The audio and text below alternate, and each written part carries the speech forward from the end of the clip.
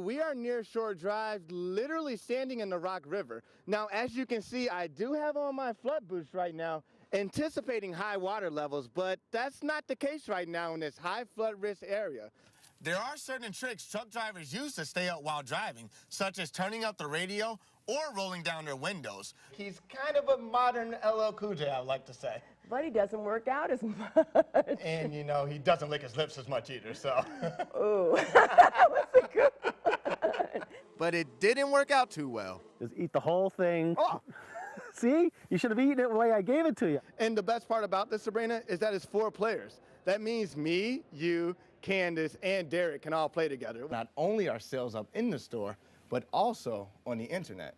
From t-shirts to hats to jackets. We are sitting here under a big monster truck. Hey, I told you these things are huge. Joining me now is Trey Myers. How tall are these monster trucks? School officials say they had a couple routes running late this morning to pick up kids.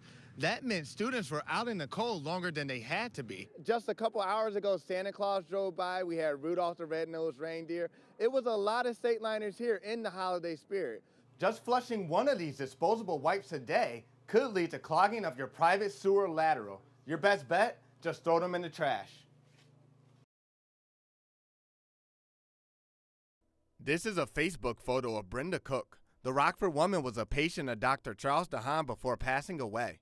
Her caregiver, Melissa Johnson, says Cook told her DeHaan sexually abused her and now regrets she didn't believe her. He would come when I was there and when I wasn't there. And when I was there, I didn't see anything. He acted just like professional, like a doctor. And then one day she mentioned to me that he touched her inappropriately. And I just kind of blew it off. Dr. DeHaan is accused by state officials of having sexual inappropriate conduct with several female patients. DeHaan made in-home visits to patients, including here at Heritage Woods Assisted Living Center. His license is currently suspended. Johnson says she thought she could trust him. And when I seen that, I was just shocked. And then it kind of like I felt horrible because I didn't believe her, and she was going through that, you know, and I was just shocked. Marilyn Fortner says DeHaan made visits to her Rockford home. She heard stories about DeHaan acting inappropriately with female patients, but says he never abused her.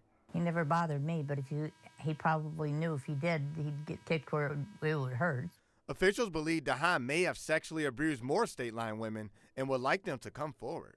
Johnson wishes she could talk to one of his alleged victims one last time. I would tell her I'm so sorry for not believing you, and I wish he gets what he deserves. Meet the Goosenator. With a loud propeller and painted on teeth, this high-speed battery-operated device works on water and land. And when geese hear it on the NIU campus, they flock. The color of the Goosenator is orange, which is meant to look like one of the predators. The Goosenator's operator sways the device in the lagoon, mimicking a predator. All in an effort to get those pesky geese off campus. The geese are a little bit aggressive, not that much fun. I try to avoid them and stepping in their goose droppings. They crap all over the place a lot. It's kind of annoying. Sometimes when you walk too close to them, they hiss at you. There's kind of an overpopulation of them.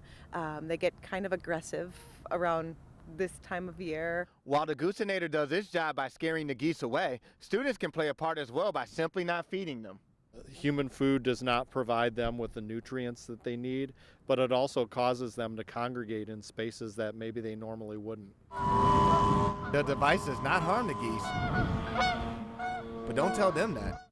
Our goal was to reduce the problem of the geese on campus in a humane way. When you drive by the Belvedere Chrysler plant, you may notice a strange smell. Right off the bat, it's like that new car smell. It's kind of like ammonia, but yet it's something, it's very hard to describe. The first time I smelled it, I was in my car coming home, and I thought that maybe there was something wrong with my car.